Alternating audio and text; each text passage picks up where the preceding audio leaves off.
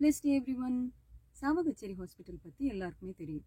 நார்மலாக பார்த்தீங்கன்னா ஒரு ஊரில் ஒரு ஹாஸ்பிட்டல் இருக்குன்னா அந்த ஊரில் இருக்கிறவங்களுக்கு அந்த அந்த ஹாஸ்பிட்டலை பற்றி தெரியும். இல்லைன்னா அந்த ரோடில் பாஸ் பண்ணி அந்த இடத்த பாஸ் பண்ணி போகிறவங்களுக்கு தெரியும். இல்லைன்னா அந்த ஹாஸ்பிட்டலில் ட்ரீட்மெண்ட் எடுக்க போனவங்களுக்கு அந்த ஹாஸ்பிட்டலை பற்றி தெரியும். அப்படித்தான் இது நாள் வரைக்கும் இருந்துச்சு. ஆனால் இப்போ ஒரு 1 மந்த்தாக பார்த்தீங்கன்னா அந்த ஹாஸ்பிட்டல் வந்து அவ்வளோ ட்ரெண்டிங், அவ்வளோ ஒரு எல்லாருமே திரும்பி பார்க்குற மாதிரி, அதாவது ஸ்ரீலங்கன் தமிழர்கள் எங்கெல்லாம் இருக்காங்களோ உலகத்தில் எல்லாருமே அந்த அந்த ஹாஸ்பிட்டலில் திரும்பி பார்க்குற மாதிரி இருந்துச்சு.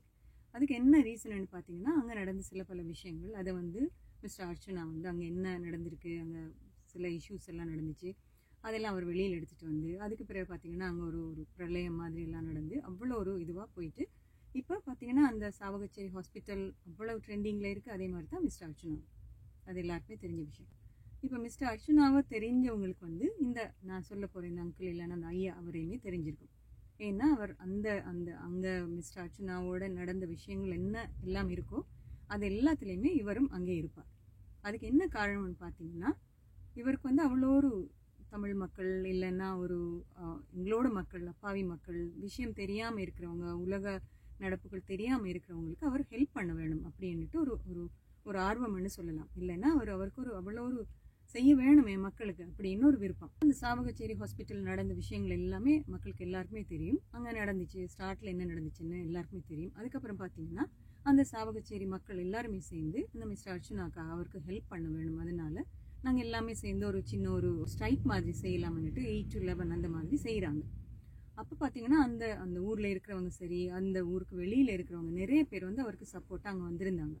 அதில் பார்த்தீங்கன்னா இந்த நான் சொல்கிற இந்த அங்கிள் இல்லைன்னா அந்த ஐயாங்கிறவர் வந்து அவர் அவ்வளோ ஒரு ஆக்டிவாக அதோட நல்ல ஒரு அப்டேட்டாக நிறைய விஷயங்கள் எல்லாமே கதைச்சிட்டு இருந்தார். அந்த டைமில் பார்த்தீங்கன்னா அது வந்து நிறைய தமிழ் ஆளுங்களுக்கு என்னென்ன நடந்துச்சு, என்ன எல்லாம் பிரச்சனை இருக்குது, அது எல்லாமே பற்றி கதைச்சிட்டு இருந்தார். அந்த ஸ்ட்ரைக் நடந்த இடத்துல அவர் வந்து அங்கே இருக்கிறவங்கள விட பார்த்தீங்கன்னா அவர் கொஞ்சம் வயசில் பெரியவர், அதனால அவருக்கு நிறைய எக்ஸ்பீரியன்ஸ் இருக்குன்னு நான் சொல்ல வரேன். எத்தனையோ பேரை பார்த்துருப்பார், எத்தனையோ விஷயங்களை அவர் கண்டிருப்பார், இல்லை எத்தனையோ இஷ்யூஸ் எல்லாமே அவர் பாஸ் பண்ணி வந்தனால அவருக்கு தெரியுது. பார்த்தீங்கன்னா சும்மா நார்மலாக பார்த்தோம்னா ஓரளவு வயசானவங்கன்னா அவங்களோட ஃபேமிலி, அவங்களோட பிள்ளைங்க இல்லை பேர பிள்ளைங்க, அப்படி அவங்களுக்குன்னு ஒரு ஒரு ஒரு சர்க்கிள் இருக்கும், அவங்கள அதுக்குள்ளே தான் இருப்பாங்க.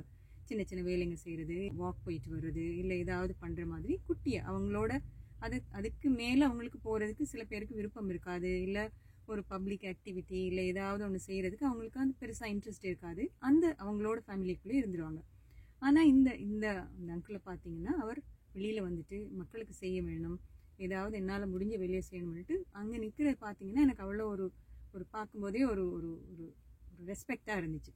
அந்த விஷயம் போக அதுக்கு பிறகு பார்த்தீங்கன்னா மிஸ்டர் அர்ச்சனா கிளம்ப போகிறார். திருப்பி வந்துட்டு பார்த்தீங்கன்னா ஜஃப்னாவில் ஒரு ஹெல்த் மினிஸ்டர் வந்துட்டு அங்கே ஒரு மீட்டிங் இருக்குதுன்னு சொல்கிறாங்க.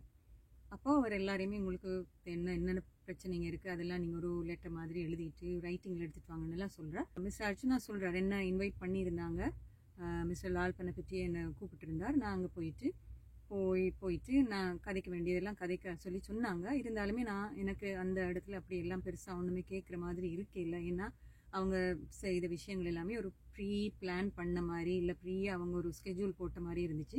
அதனால நான் எதுவுமே ஒரு கொஷனும் கேட்கல, எதுவுமே இல்லை. நான் வந்து ஒரு ஹாஃப்லேயே நான் வெளியில் கிளம்பி வந்துட்டேன்னு அவர் சொல்லியிருக்கார்.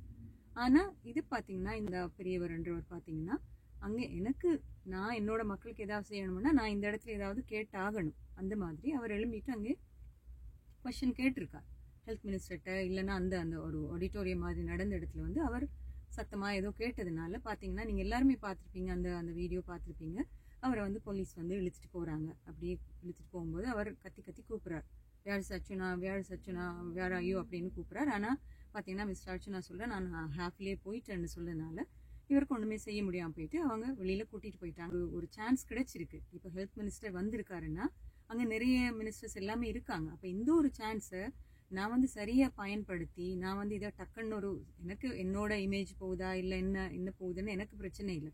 ஆனால் நான் இந்த விஷயத்தில் ஒரு கேள்வி கேட்டேன்னா என்னோட மக்களுக்கு இல்லைன்னா அவங்க வர்றதுக்கு ஒரு சாவகச்சேரி ஹாஸ்பிட்டலுக்கு வந்து பார்க்கறதுக்கான ஒரு சான்ஸ் இருக்கலாம் அப்படின்னுட்டு அவர் அந்த இடத்துல ஒரு சத்தமாக கத்தி கூப்பிட்டு ஒரு தனக்கு அவங்களோட அட்டென்ஷனை கிராப் பண்ணுறதுக்கு.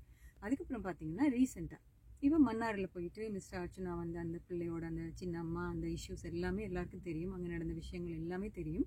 மிஸ்டர் அர்ச்சனா வந்துட்டு அந்த நைட் டைமில் போய் அங்கே ஒரு எல்லாம் இது பண்ணி பெரிய ஒரு இஷ்யூ ஆகி அதுக்கு பிறகு அவரை அரெஸ்ட் பண்ணி ஜெயிலில் போட்ட எல்லாமே தெரியும்.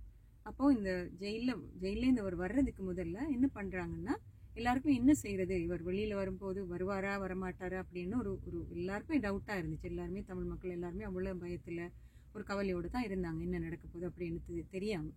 ஆனால் இந்த ஐயான்னு சொல்கிறவர் பார்த்தீங்கன்னா, அவருக்கு என்ன சொல்கிறாருன்னா, அந்த எங்களோட வயசெல்லாம் அவரோட ஒரு எக்ஸ்பீரியன்ஸ்னு சொல்லலாம். ஏன்னா அவர் ஒரு பெரியவர், அதுவும் இல்லாமல் கொஞ்சம் ஆக்டிவாக இருக்கார், நல்ல ஆக்டிவாக இருக்கார், கொஞ்சம் விஷயங்கள் அப்டேட்டாகவே இருக்கார். அவர் எல்லாமே அவருக்கு தெரிஞ்சிருக்கு.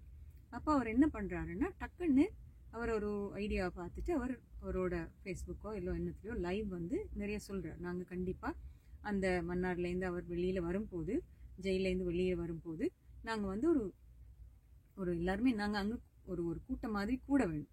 ஆனால் அவர் என்ன சொல்கிறாருன்னா, அதான் அவர் சொன்ன விஷயங்கள் அதான், ஆர்ப்பாட்டம் பண்ணாமல் ஒரு அமைதியாக நாங்கள் எல்லாமே நிறைய பேர் அங்கே சேர்ந்துருந்தோன்னா மிஸ்டர் அர்ச்சனா வெளியே வரும்போது அவருக்கும் எனக்கு சப்போர்ட்டாக இருக்காங்கன்னு ஒரு ஒரு ஒரு கவலை இல்லாமல் இருக்கும். ஏன்னா உள்ளுக்குள்ளே இருந்துட்டு வரதுனால அவர் கொஞ்சம் ஒரு ஃபெடப் ஆகி ஒரு மாதிரி இருப்பார். அப்போ அவருக்கும் ஒரு சப்போர்ட் பண்ணுறேன்னு அவருக்கும் ஒரு ஒரு எனக்கு இருக்காங்க ஆளுங்கன்னு அப்படி அவர் நினைப்பார். அதுவும் இல்லாமல் பார்த்தீங்கன்னா, அந்த பிள்ளைக்கு அந்த சின்ன ஒரு அம்மான்னு சொன்னா இல்லையா, அந்த அம்மாவுக்கு ஒரு நீதி கிடைக்க வேண்டும். அதுக்காக நாங்கள் இவ்வளோ ஆளுங்க இருக்கோம்னு காட்டுறதுக்காக அவர் எல்லாருமே அவர் போட்ட இதுங்கிட்ட நான் வேற யாரும் போட்டு நான் பார்க்கல. ஏன்னா நிறைய அது அப்படி வந்த மாதிரி எனக்கு தெரியல. ஏன்னா தமிழ் மக்களுக்காக அவர் ஏதாவது செய்ய வேணும் அப்படின்னு என்னமே துடிச்சிட்டு இருக்கா.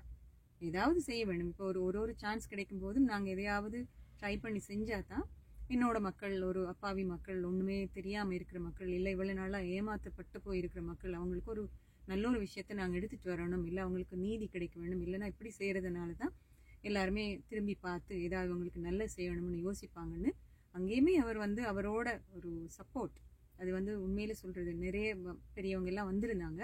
ஆனால் எல்லாருமே எப்படி கதைப்பாங்களான்னு தெரியாது. அவர் வந்து தனக்கு தெரிஞ்ச விஷயங்களை சொல்லி யூடியூபர்ஸுக்கு சரி, எல்லாருக்குமே அங்கே இருந்த கூட்டத்துக்கும் சரி எல்லாம் சொல்லி, நாங்கள் இவ்வளோ பேர் இருக்கோம், வேறு ஏதாவது உங்களுக்கு ப்ராப்ளம்ஸ் ஏதாவது இருந்தாலுமே எங்களை கண்டாக்ட் பண்ணுங்கன்னு எல்லாம் சொல்கிறதுக்கு வந்து அது உண்மையிலேயே அது ஒரு தைரியமும் வேணும், ஒரு மனசும் வேணும் அப்படி சொல்கிறது. அதை அவர் நினைக்கிற மாதிரி தமிழ் மக்களுக்கு எல்லாமே நல்ல விஷயங்கள் நடக்க வேணும்னு கேட்குறோம். அதே மாதிரி எல்லாரும் சேஃபாக இருக்கணும். அவர் சொன்ன விஷயம் அப்படித்தான், நாங்கள் சொல்கிறதுமே அதான், எப்போவுமே எல்லாரும் சேஃபாக இருக்கணும்னு. அதே மாதிரி எல்லாருமே எப்போவுமே சேஃபாக இருங்க, சந்தோஷமாக இருங்க. Have a blessed day.